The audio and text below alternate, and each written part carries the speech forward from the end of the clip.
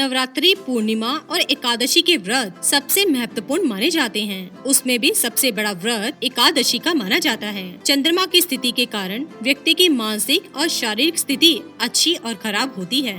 ऐसी दशा में अगर आप एकादशी का व्रत रखते हैं तो चंद्रमा के प्रभाव को रोका जा सकता है। ग्रहों के असर को भी काफी हद तक कम किया जा सकता है, क्योंकि एकादशी व्रत का सीधा प्रभाव मन और शरीर दोनों पर पड़ता है। लेकिन एकादशी का लाभ तभी हो सकता है जब इसके नियमों का पालन किया जाए। जय एकादशी को हिंदू धर्म में अत्यंत पुण्यदायी और कल्याणकारी माना जाता है। हिंदू मान्यताओं के अनुसार इस एकादशी पर व्रत करने से व्यक्ति को बुरी योनियों में जैसे भूत पिशाच में जन्म नहीं मिलता है।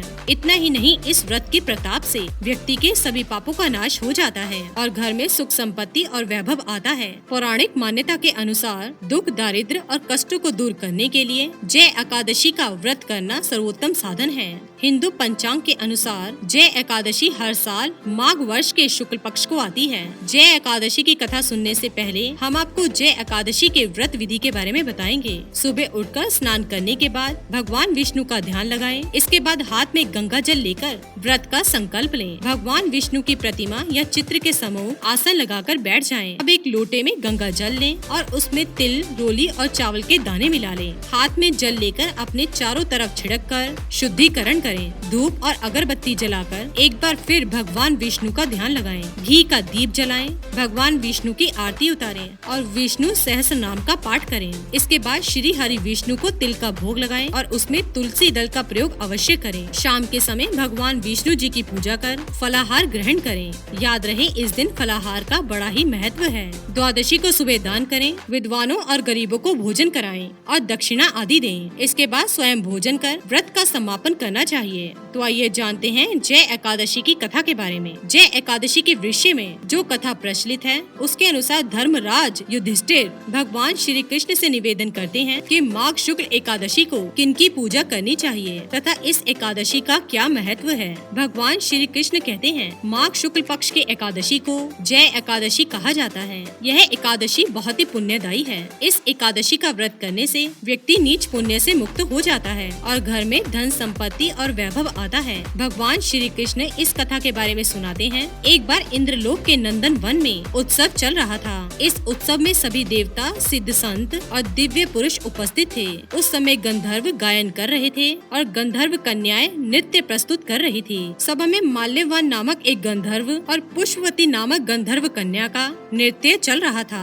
इसी बीच पुष्पवती की नजर जैसे ही माल्यवान पर पड़ी, वो उस पर मोहित हो गई। पुष्पवती सभा की मर्यादा को भूलकर ऐसा नृत्य करने लगी कि माल्यवान उसकी ओर आकर्षित हो। माल्यवान गंधर्व कन्या के नृत्य को देखकर सुध-बुध खो बैठा और गायन की मर्यादा से भटक गया, जिससे सुरताल उसका साथ छोड़ गए। इंद्र को पुष्पवती और माल्यवान के ऐसे कृत्य पर क्रोध आ गया और उन्होंने दोनों को श्राप दिया कि वे स्वर्ग से वंचित हो जाएं और पृथ्वी पर निवास करें। पृथ्वी लोक पर आप दोनों को पिशाच योनि प्राप्त हो। और उसी समय दोनों पिशाच बन गए और हिमालय पर्वत पर एक जगह दोनों का निवास बन गया। यहाँ पिशाच योनि में उन्हें अत्यंत कष्ट भोगना पड़ रहा था। एक बार माघ शुक्ल पक्ष की एकादशी के दिन दोनों अत्यंत दुखी थे। उस दिन उन्होंने केवल फलाहार किया। रात्रि के समय दोनों को बहुत ही ठंड लग रही थी, अतः दोनों रात भर साथ बैठकर जागते रहे। ठंड के कारण दोनों की मृत्यु हो गई और अनजाने में ही जय एकादशी का व्रत हो जाने से दोनों को पिशाच योनि से मुक्ति मिल गई। अब माल्यवान और पुष्पवती पहले से भी सुंदर हो गए और स्वर्ग लोक में उन्हें स्थान मिल गया। देवराज ने जब दोनों को देखा